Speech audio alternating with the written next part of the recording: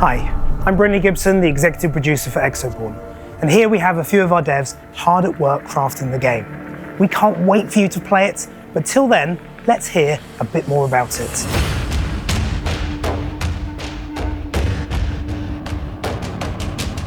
Exoborne is a PvPvE extraction shooter set in the United States after a climate disaster has destroyed the entire world. You are a Reborn, a warrior without a master, and you need to scavenge, craft and fight to stay alive. Not only do you need to fight hostile factions and enemy players, you also need to fight Mother Nature herself. To be able to survive Mother Nature and the strong force of nature, you can craft an exo-rig. In this exo-rig, you can customize and specialize to be able to create your playstyle.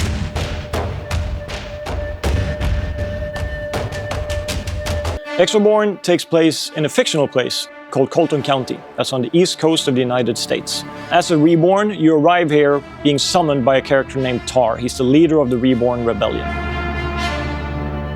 Your main enemy is a group called Rebirth. They caused this big disaster by the use of these geoengineering terraforming towers that you might have seen in the gameplay footage. When Rebirth turned these towers against us, they unleashed these cataclysmic storms, basically tearing the world apart. And these forces of nature imprint on the gameplay. You have to act and react to that every time you play.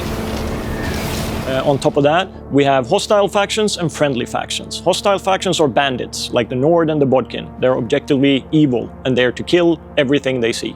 Then you have the good factions, the ones you want to work for, the Alpha, the Sovereign, and the Potluck. And they are the ones you do missions for, and they are the ones that carry the plot forward in the game.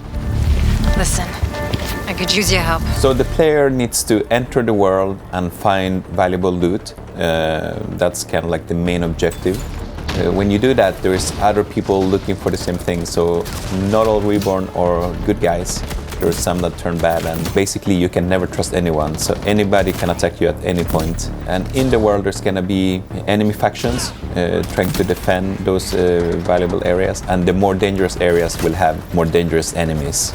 The main goal would be to enter the Rebirth facilities, where the most dangerous and most valuable loot exists, but then also it has the hardest enemies and the most difficult encounters in the game. Exoborne is of course an exo-rig fantasy game. And what an exo-rig gives you is to make you stronger, faster and tougher than a normal human being. The exo-rig was originally a tool of construction, made to build the towers and the infrastructure that was going to save mankind. But in the rebellion, they turned them into weapons.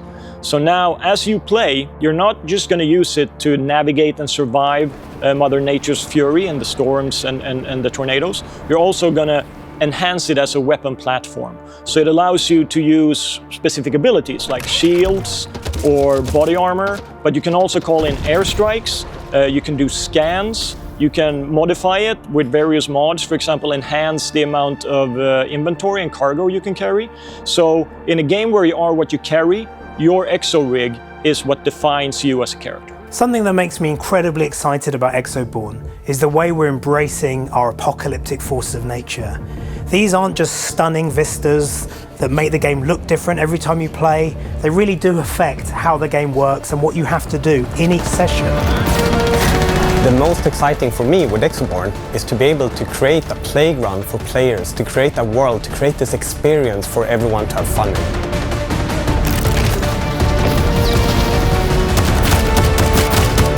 If you want to know more about Exoborne, Wishlist the game on Steam, and be sure to follow us on our social channels, as we'll have some exciting news about playtests coming early next year.